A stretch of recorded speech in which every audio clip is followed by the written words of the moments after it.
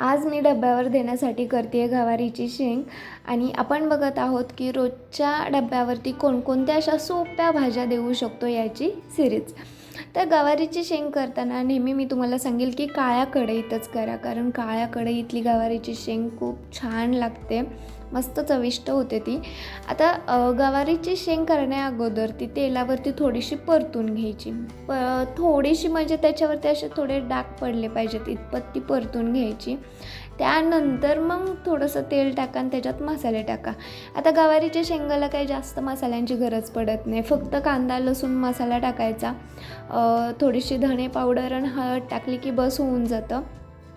चवीनुसार मीठ टाकायचं, चांगलं परतून घ्या आणि थोडंसं पाणी टाका। जास्त पाणी टाकलं ना की ती शेंग जास्त शिजते, मग ती उगीच गिळगिळीत लागते, जास्त चांगले वाटत नाही, म्हणून थोडंसं पाणी टाका, झाकण ठेवा आणि शिजवून घ्या।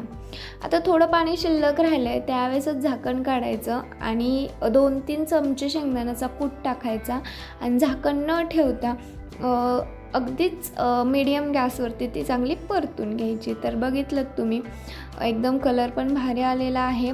काळ्या कढईतली अशी जी गवारीची शेंग आहे ना ती एकदम भारी लागते, चविष्ट होते, मस्त लागते, त्यामुळे तुम्ही ही नक्की ट्राय करू शकता डब्यासाठी।